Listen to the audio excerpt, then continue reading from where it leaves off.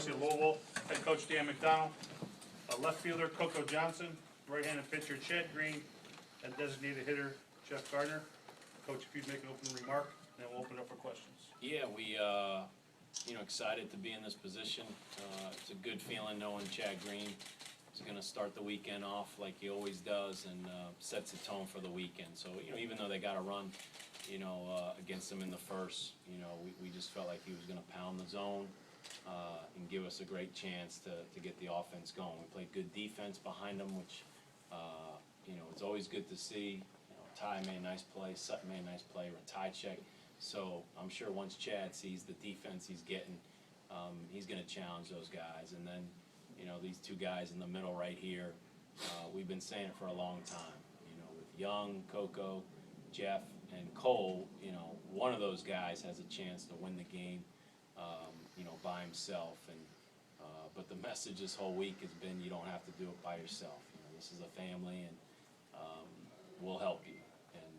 So just to see these guys relax and get their swing off, it's what they've been doing all year. So it's a complete game for us, pitching, defense, and some big hits. What kind of power do you got directly to your right now? That's why I think the fans love these two guys in the middle. Everybody likes the home run. So it's just good to see them getting their swing off. And hopefully it'll free up a few other guys in the lineup so they're able to contribute. Coco, can you just talk about your game today offensively? Obviously last week we didn't have a great offensive week down in Florida, so when we got back we really emphasized on staying short to the ball. So all week we just been working on being short to the ball, a bunch of drill work, bounce drills, just little things to staying short to the ball. Well, take us through the two pitches that you got, or the two home run pitches. Say that again? Take us through the two pitches that you hit out. Oh, okay. The first at bat, first home run. I was 1-0 and going through the scout report, I knew he liked off speed and fastball count, so I was sitting off speed and sitting change up, and that's what I got. So put a good swing on that. And the second at bat, second home run, it was 2-0, and so I knew I was going to get something good to hit, and he left it up and put a good swing on that too. So. Coco, you mentioned last week. Was it a relief for you guys to start this fast today? Yeah, I think so. We've put in a lot of work in practice, and it just feels good to come out on the field and see it pay off. It's a good thing. Have you ever had a 3 home run game? Yeah, I have, and it was my freshman summer. Freshman year after JUCO, I had a 3 home run game. So. Did you look to drive another one today, or did? No, I was just trying to do the job, just trying to get the run over and stay short to the ball. If I got something good up to hitting the zone, maybe, I don't know. Chad, When it gets to the middle of the lineup, where is the confidence with you guys that you're going to get something across the plate when you get to those middle numbers? I kept saying two guys to the middle. Chad, man, I thought Jeff was sitting right there. So, Chad could hit in high school though. No, I'm serious. That's true. If we needed a pitcher to hit, I'd pick Jolly over here. So.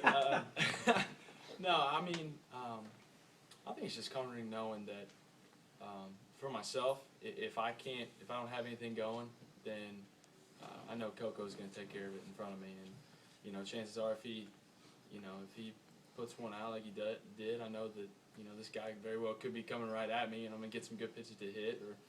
Or likewise, if he's always getting on base, I'm going to have an RBI opportunity to score some runs for the team. So that feels great. And as you said, just the middle of our lineup with Cole after me, you got a kid who's just like a base hit machine. I feel like the kid MVP just places it wherever he wants to. So that definitely feels good. Just a lot of confidence in knowing that no matter what, somebody's going to get the job done on any given night. So. Jeff, you've seen Coco hit quite a bit. Did you know they were out when he hit him? Yeah, definitely. I don't know if anybody watched me. My fist went right up in the air whenever he made contact, which It's always a relief. I know after that, his first one, it was a huge relief. Anytime you're playing down a run or two, and somebody comes up and does something big like that, gives you momentum. But it also, whenever you can tie up the game like that, kind of everybody can take a little bit of a sigh of relief and just be like, okay, well, let's just play now. So the fact that he did that was huge for the team. I mean, I don't know if we could have been able to do that without that happening. So. Jeff, you kind of got it going yourself today. How does that help you going into the weekend as far as from a confidence standpoint like that? It gives me confidence, but as I tell anybody, this game, as soon as you think you got it figured out, the game's going to humble you. To be honest with you, I wasn't expecting to have the night that I did tonight, if you can talk to Coach Simonis by judging by my BP before the game. But, you know, just with this game, anything can happen. So I went 3 for 4 tonight. I could go 0 for 4 tomorrow, but as long as we're winning, then I'm happy. Chad, you talked yesterday about getting off to a good start and getting some innings in for that. Just talk about your effort, and especially after giving up the one in the first inning. Yeah, you know, I made a mistake there in the first. I left the slider up, and he obviously pounded it. But then I think my job was just to put up zeros after that. I think if I can do that with our offense and defense, it gives us a really good chance to win. So. Did having the rain delay right after that affect you anything or change your approach at all? No, I still felt good. After that, it was just trying to pound the zone. I think if after a long layoff like that, it affects both pitchers, so I don't think it's an advantage or disadvantage. For Coco, you hit homers before, but on this kind of stage, it's a little different, right? Yeah, it's a little different, but when I was in the JUCO World Series, I mean, it was the same atmosphere. I mean, this stage is a lot higher, obviously, but I mean, playing in front of that crowd, I was very nervous my first time playing there. So I mean, I enjoyed playing in front of the crowd here. So I mean, we got a good fan base too. So. For Coco, you had two. Go ahead. For Jeff or Coco, do you guys, I mean, this coming into this, it was billed as a pitcher's reach, and I mean, did you hear that kind of talk, and did you go up with any kind of, chip?